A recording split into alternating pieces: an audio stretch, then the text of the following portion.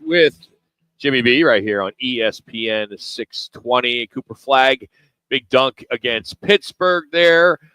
Chris Dobbertean joins us now. It's that time of the year. We get an opportunity to catch up with Chris each and every year, talk some March Madness, some bracketology. And before we get started, Chris, just how more difficult has it been this year with the realignment in college sports, which has really kind of changed some of these power conferences and how it's kind of strengthened some of them to some case, because now I'm seeing like SEC with maybe 13, Big 10 with maybe a 10 or 11.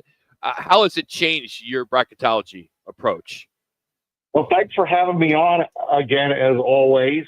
It's made things very difficult, especially when you get to the bracketing process, and that's something I think the committee is going to really have to spend a little bit more time on than they have in the past when we get to selection weekend.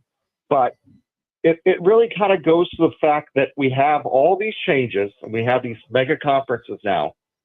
And something that I think that people really aren't understanding, and this is something I'll probably explore a little bit more in the off season, is that you have two giant 18-team conferences and two giant 16-team conferences. Right.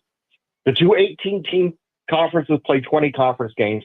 One of the 16 team conferences plays 18 conference games. The other plays 20. And I think that's really where the SEC, where you're talking about 12 or 13 SEC teams getting in, the big difference is they're playing 16 conference games, 18 conference games, and everybody else is playing 20. So they get two more opportunities in November and December, to set a good baseline. And this year, the SEC, they had a winning percentage in non-conference play of around 89%, which is unbelievable. And it was against really good teams. They really took care of business when they played ACC teams and Big 12 teams and the other power conference teams.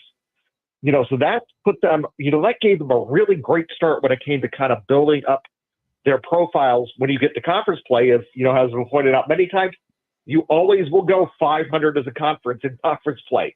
There's no mystery about it. So what you're able to do in November, December to build yourself a base that when you get there, you have something to kind of build on as you're going through January, February, and March to get there. The SEC just did a really great job, and it's going to be really interesting to see if this is kind of an anomaly, that they were really – it's only because they were that strong in November and December, and, it may change next year if they're not quite as good.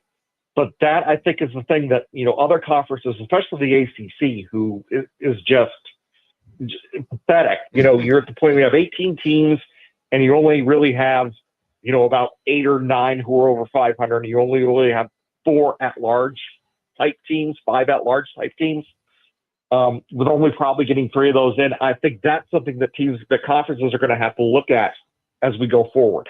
So, Chris, what I hear you saying is the strong conferences, they're going to bogart their way in because of their conference play, what have you. So the Big 12s, so what do the Big 12s, the Big East, ACCs need to do if their conferences are down? Schedule more better non-conference games so that RP at least gets them a seat at the table? Yeah, that's part of it. And I also think that, when you get into these mega conferences, and I said, the ACC has 18 teams and you're playing 20 conference games. So that means you can play everybody once, and then you have, a couple of repeat opponents. And that's where the problem comes in, is that you're not able to really get those out. You're not really able to set those out so they're flexible enough so that you're able to schedule a game, in early March or late February, where you have 2 of your better teams who probably only played once earlier, giving them a second shot at the apple later on before the tournament. You might want to consider going back down to 18 conference games, because then you're playing 16 opponents once, home and away, switch it off. And then that 17th is your, permanent rival, like your Duke, North Carolina, your Florida State, Miami, your Georgia Tech, Clemson, what have you, and do that instead to make it a little bit fair, so you don't have quite so much, so much inconsistency in those extra couple of games that can really end up hurting a team that, might be good enough metrically, but they're not able to get the quality wins they need. Chris Dobbertean here on ESPN 620 Phoenix. Chris, if it goes down this road with the SEC, let's just play along with me. You have if 13 of their 16 members make the tournament, it could be a 14th as Texas is on the bubble.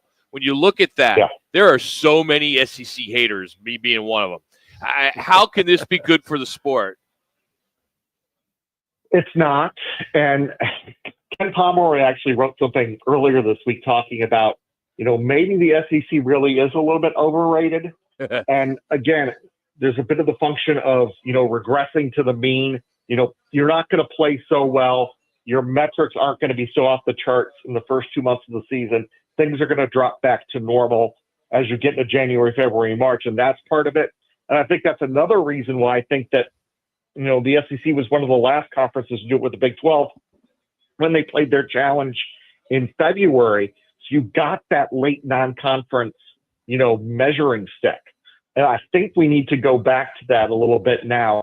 And it's kind of funny. You think about how, college basketball schedules are set up. And it's not always been, all of your non-conference games and then all of your conference games. There used to be a lot more variety. And I think that we really need to kind of think about that as we go forward, as we get conferences that are really going to try to get into an arms race with each other when you're getting into the point where you're looking, do you want to be the conference that gets 10 bids or 11 bids or 12 bids and leaving everybody else kind of in the dust? Chris, I have a question for you. I'm Jackson, producer Rock Manuch here. Hey. I find the bubble teams very fascinating because we mentioned the SEC has a bunch of teams on the bubble right now: Georgia, Arkansas, Texas, Oklahoma, and the Big Ten, the two deepest conferences with Ohio State, Indiana, and Nebraska. How do you determine who's going to make the tournament with conference tournaments next week? Is it one of those things that Georgia's got to win more SEC tournament games than Arkansas to get an edge on them? Who right now do you think has the edge when you go to conference tournaments this next week? Yeah, I think that finishing strong, and that's another thing that I think the committee needs to really start thinking about again in this age of the transfer portal and, rosters, turning over so quickly. Teams change a lot from November to February to March, and I really think they need to go back to looking at the last 10 or so games. The one big thing I think that is going to be important here is, who did, teams play outside of conference. I think especially when you talk about the SEC in particular, that's going to be big because, Texas's non-conference schedule wasn't very good. Arkansas was kind of, mediocre. Georgia's wasn't very good in that, they were able to do enough in the league to kind of make up for it. But then you have Oklahoma, who played by far of the bubble teams the best non-conference schedule, and they haven't played quite as well in conference. And if you're looking at the whole body of work, you've got to kind of look at those teams kind of equally just to say, yeah, we don't want to say that a game in November isn't as important as one, in early March. And I think that's really where it's going to come down to. And the other thing is we're going to look a lot at how did teams play away from home. And honestly, a lot of these bubble teams, especially in the power conferences, have not played that well away from home. The Big Ten, about 2 minutes. SEC teams as a group generally have done a little bit better though. So, Chris, out of aside from the first four seeds, who are those seeds 5 and beyond that could make a run at this thing, get into whether it be the Elite Eight or the Final Four that you have your eye on? At least you have your eye on to see how they progress. Looking at, my sixth line right now, one team is Memphis, just because they had so many really good wins early in the season. And they, typically have, dropped a couple of games in the American as they usually do, but they, played pretty well. Missouri has been an unbelievable team. Another team that I have on the sixth line right now, just coming out of nowhere. And remember, they finished last year. They were the first team to ever go winless in SEC play since expansion. So that, a tremendous turnaround. And it's really, it's one of those stories where the talent of the team really backs up, it's a really great reason that they were able to do that. Looking further down, there are going to be some very interesting 8-9 games. Here are some of the names on my 8-9 list right now: Kansas, Illinois, Gonzaga, New Mexico, Vanderbilt. Both Mississippi teams are there. About a minute left. 1 minute left. Really interesting matchups, I think, for the round of 32 for those top 4 seeds. Chris, this is great stuff, man. I mean, we haven't even started the conference championships, but thank you for your time. We hope that we can catch up with you throughout the month, and this is such a fun time. So thank you for your time today. Appreciate it. Well, by the way, just curious, because we have inclement weather here in Phoenix. You're in Chicago, right? Are you getting a little Yeah. snow up there or what? Is it cold? Yeah, earlier today it did look like a snow globe outside. Well, hey, we got spring Yeah. training down here if you want to see your Cubs or White Sox, so we always take care of you. So thanks so much for the time today. Yeah. Thanks, guys. That's Chris Dobbertean. You can check him out, follow him online.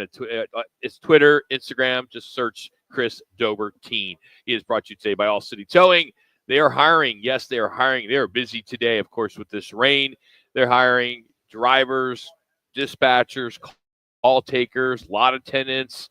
They have incredible benefits as well, a healthy 401k, as well as employer-paid life insurance. So if you are looking to take your career to the next level, check them out online at All City Towing. All City Towing, where your future is on the move. We're going to kind of go back in time, talk a little bit about daylight savings time. Today was a big day. For some reason, this popped up on my feed today about a list of just multiple superstars, specifically former Cardinals, that were born on this day. It's really weird. We'll have that next.